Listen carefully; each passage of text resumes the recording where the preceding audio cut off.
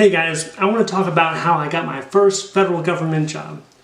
I was in the military for 20 years, and probably about 10 months before I was going to get out, I got real anxious, real nervous. What's the next step?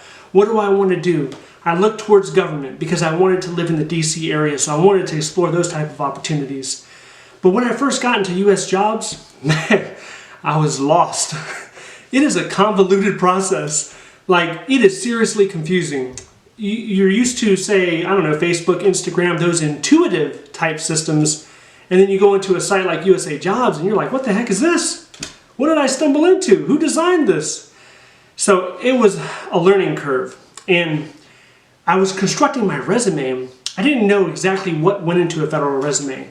I attended TAP classes, these transitional classes. I did it actually outside of Fort Belvoir. And they didn't really help me with the federal resume. We had some speakers, they got out there, talked 15, 20 minutes, and then they transitioned. It seemed like a rushed experience.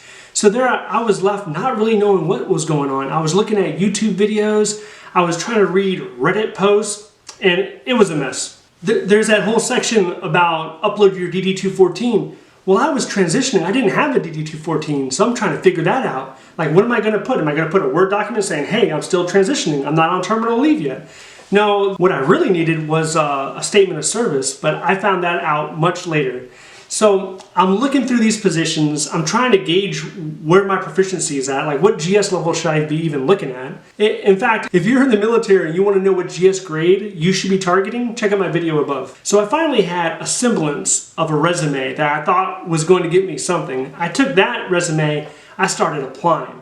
I applied a dozen times, 100 times. I ended up applying over 200 times for pretty much everything I thought I was qualified for. We're talking about the 0200 series, the human resource positions, the 0300 series, the program management, the 1700 series. Maybe I could be an instructor. I taught at ROTC. I taught soldiers for years. Maybe I could continue teaching.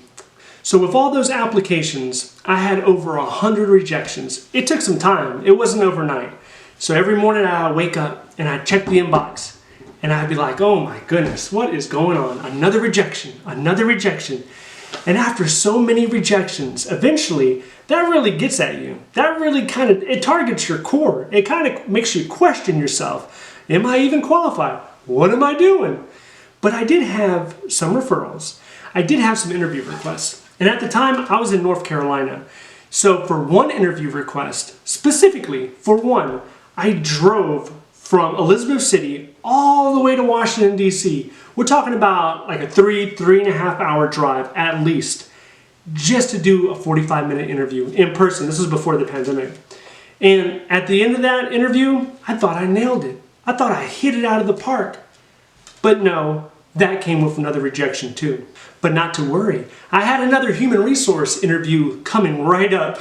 I attended that interview where the hiring manager, it was an executive, she looked me right in my eyes and she says, I'm not hiring you for this position. And I was just blown back, like, are you serious? We just spent the last 35 minutes talking. I thought I built a good rapport. And she was like, nope, you're not qualified for this position. But thankfully she offered me another one. Now, towards the end of all of these rejections and some of these interviews, I ended up, through persistence and basically kind of learning my lesson and tweaking and making adjustments, through that difficult learning process, I ended up with probably about 7 or 8 job offers. And I picked one. I picked one that I thought was at a decent level and I was happy with it. The only issue came that on my 3rd day of work, I was given another offer for 1 level higher. And I wasn't able to accept it. I tried to accept it, but I couldn't accept it. And the reason for that is my time and grade clock had started. I had 3 days time and grade, and I needed 12 months time and grade. If you don't know that about GS grade positions, you need a minimum of 12 months before you can get to the next grade. But I had all these job offers, and I thought that if I accepted one and a better one came up, I would be able to jump to it. But that's not how it worked out. Now, if you can do it if you have the right hiring path. But that didn't apply to me in this particular case. So learn from my mistake.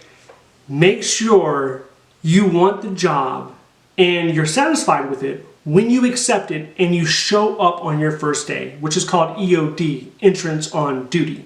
Otherwise, you can end up missing an opportunity. Now, the second government job that I received was a lot easier. I already knew the hiring process.